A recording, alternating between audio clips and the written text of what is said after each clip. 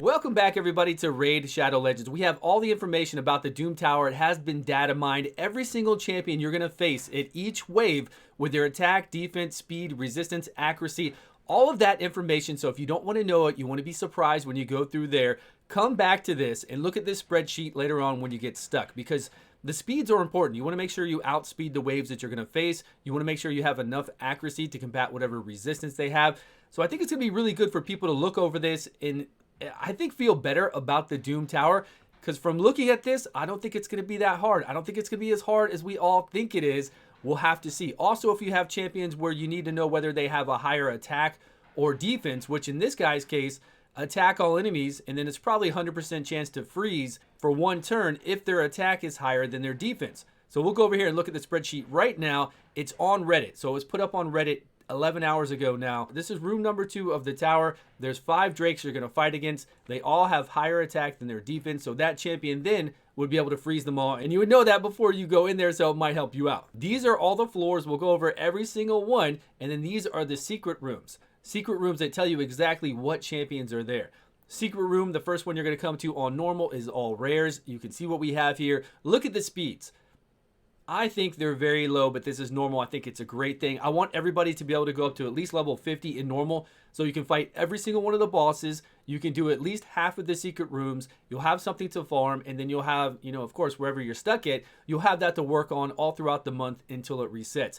But looking at these speeds right now, and the accuracy and the resistance on normal, it's very low compared to someone like me. Now, that's not everybody out there, and again, I'm glad it's this way, because there's going to be a lot of fun. There's going to be content that you can actually do on a daily basis to get through the Doom Tower, get some great rewards, and then when it resets, do it all over again. And these are all going to change. From what I understand, I don't know if the secret rooms are going to change. We know that these floors will change. This is just data mined for this month, but they will change up. We'll have all different champions. The bosses will be on, different floor numbers, and it could make it easier or harder depending on where they're at, higher or lower. This was data mined straight from the information that they have out there right now. This is what we'll face. So when you come to the Banner Lords, the second one, here again, if you look at the speeds and the resistance and the accuracy, and even the champions are Rowan, a Horden, Rowan, and a Horden again, Lugan the Steadfast. We do have a Sethalia here with a Black Knight on this wave, but if you can outspeed these guys and then lock them up, the whole thing going through waves is just being able to, take your Sile of Drakes in here and stun everybody and make it through. You don't have to beat it quickly because you only have to beat it one time. Then you get that reward and you move on to the next stage. And then for these, you can actually skip these until later on if you wanted to. We have all attack-based champions. There are some good pitiless ones, Dracos in here. But again, if you look over at their speeds, we don't really care about the attack or the defense or the HP. If you look at the speeds, we should be able to bring in our AoE stun set Bellower. Obviously, we can't do it on an attack-based one, but we could bring in somebody to hopefully lock these up. And that's what we'll be making videos about, right? What are the best champions? What are the best alternatives to bring in for rares or epics that you might have to be able to beat these? This one is all epics, so we have to use epics on this. A lot of Flesh Terror Tauruses here. But again, on normal, let's go all the way to one of the furthest. This is the normal stage, Secret Chamber 12, which is going to be the hardest one on normal. For Voids, yeah, we come down here and we're going to fight some Siphies, Warlums, and then the last stage is a Siphi, a Krisk, a Siphi, a Blind Seer, and a Siphi. So that might be difficult. Void champions, because you have to bring in your own Void champions, and you might not have that many. But at least they're not at a crazy speed, and this is the very last chamber. This is really high up at the very end of the Doom Tower. So even if you make it that far, that's great. And you don't have to do this to beat it. You can still beat the Doom Tower on normal. You just might not be able to do this secret room. And you can see the resistance and the accuracies right there. They're okay. They're not bad at all. And then let's go over to hard really quick. So hard for secret rooms with epics here is the first one we fight. Again, the speeds aren't ramping up a crazy amount. They're more. We're at 100. We're not even at 200 yet, but they do scale quite a bit as we go up, which I really like. So when we look back, when we go look at the normal floors, and even here for the secret floors look easier than the normal floors for it. But of course, they're making it easier for you to complete because you have to bring in a set group of people. HP champions, demon spawn. You might not have a big roster. You might not have a big selection. So of course, they're making this a little bit easier to complete, but you do have to bring in high elves for this and all rares. Oh, Secret 4 Chamber 6 rares. I like that. I like that a lot. Okay, let's go look over here at, and I'll leave a link to both of these down below so you can go check this out. It is a Reddit post. here by Wistix. Thank you so much. This is amazing. It's really cool to look at, even though within 6 hours we're going to be playing this. Really good information to have. I like seeing this, but I will say this. I wish it was harder. I'm sure it's going to be extremely hard, and I'm exaggerating it, but I do wish things were harder because I don't think I'm going to have any issue outspeeding normal, the waves, and then locking those waves up very easily. And I'm going to show you something in a minute. I'll show you my champions. I'll show you what I'm going to use as a free-to-play low spender account to get through waves. I'm not talking about the boss. I think people, and even myself, might get stuck on the bosses, depending on what gear you have and what champions you have to combat that. But the waves, I don't think we should get stuck on. With these kind of speeds, over here on the hard is going up to 150 for a speed, and I'll still be able to take 2 turns to their 1 myself on hard. But hey, this is just me. Normal is fantastic. I want everybody in the game to be able to experience it and make it very far through normal, have a lot of time, and I want hard to be extremely hard. I was expecting to see 700 resistance, 700 accuracy, something crazy like we see in Arena right now, and that would make me think, okay, wow, I need a little bit more gear. I definitely need to use my glyphs. But with these numbers, even if I'm coming all the way to the end, this is stage 48. Okay, let me scroll down. Stage 48 looks like it's getting higher. It's getting higher. 90, 100. There we are. So we're at 100, and you can see that if we go to 119, right before the final boss, at 120, which we can see here, but it doesn't have the final boss spiderlings. Oh, it does have Sora speed. So 225. This is on hard. You can see that right there above my head. 225 speed, resistance is very low, and accuracy is very low. So if I want to shrug off, see, with that accuracy being so low, and even on the spiderlings, very easy for me to go in there and to be able to resist anything that I can resist. Super easy for me to. And then to get to where I got to fight through these tanky Torments, and so I got to be prepared for that with immunity and whatever else. Bring in our Sky Touch Shaman, whatever we need. It doesn't matter. I will bring it in. We'll get it done. So if I need 300, like this one, 300 accuracy, 300 resist. These are the highest ones I've seen so far. I don't think there's any higher than that. Then I need to bring in my 300 accuracy. I need to bring in my 300 resist to this. Not necessarily both at the same time, but I do have that. If we go over here and look at my champion Warlord, which I have prepped up, he's in Relentless set, and you can see he's at 275 accuracy, 342 resistance. So I'm going to bring this up a little bit, the accuracy, and maybe bring the resistance down a bit. But either way, I think he'll be fine cycling through his skills. We've got him in a Relentless set. He's going to knock down turn meter. He's going to work out very well for what we have to face there. And again, I think the bosses are going to be the hardest challenge for us all. But these don't look necessarily what I thought they would.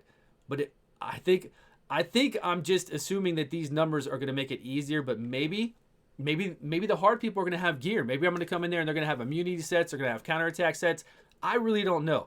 And if these are in fact the stats, which they said they just pulled these from when they uploaded the new information, then I'm feeling pretty good. I'm feeling pretty confident, but you let me know down below because I don't really care about their attack, defense, and HP as long as I can handle them, as long as I can just close them down, shut them down so they don't have turn meter or abilities going through the waves. We'll just lock it all up. But look through this. I think it's a good thing, and I'm really excited. I streamed this morning Raid Shadow Legends, and I haven't done that in a while because, there's not a lot for me to go over. But I was just streaming because I'm just excited to play the game, and this isn't even out yet. So I know I'm going to be super happy when it does come out. Look through this. Normal looks very good for all of you out there. Now, if you just started the game day one, of course it doesn't look great for you. But if you've been playing the game any kind of amount of time, a 100 speed is not bad. You come in there with your apothecary, you speed up your team. Look at my team. So this is the kind of team that I want to do as like a free-to-play low spender, even though it does have some champions in here that you have to play the game for some time. But Sile the Drakes is just going to make it much easier for you to get through there. Rosin Scarhide. Unfortunately, none of these leader skills will work there. This is Dungeon, this is Arena, and this one is Crypts. So we don't have a leader skill, but we could also change out, like this is just, anybody can go here. But I think these four are the core solid team to help you get through the waves. We're not fighting any bosses. We're just doing 3 different waves. We're going to be faster. We're going to get heals. We're going to lock them down, turn meter reduction. And then all we need is somebody here for a whole bunch of poisons or DPS or some more control.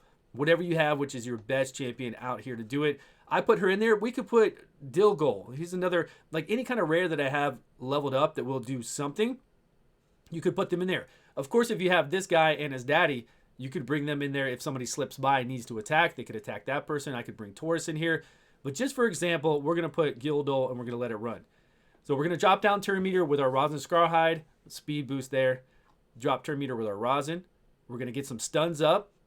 And we're going to get some more stuns up from Sile.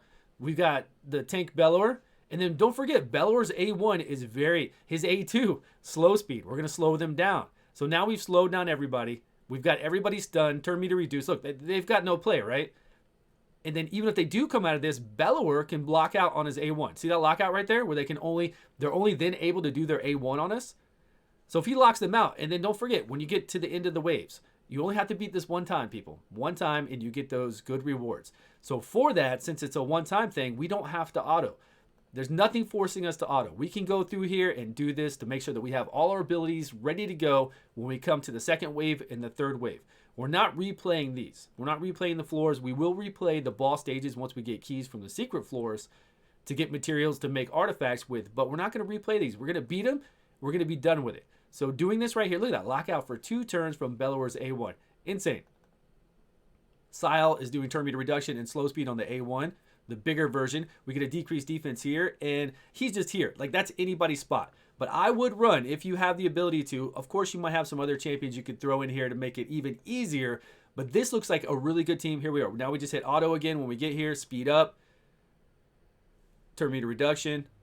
Try to get some stuns there. If we don't, we get them there. And if we needed to pick up anybody, like if we had the Cold Heart here, we could pick up this Terrell. But he's getting slow speed. We can just target him, and then now our Sile hits him and knocks him down.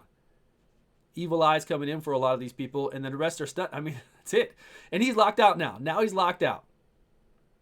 Okay, let's go over here to Apothecary. We don't want him to sneak by. Nope, Apothecary's locked out now. He's stunned now from stun sets. And these are the waves. And from, like I said, from the speeds that we saw, my Apothecary is very fast, so he's going to speed everybody else up, take multiple turns. Everybody is faster than that 100 speed for normal.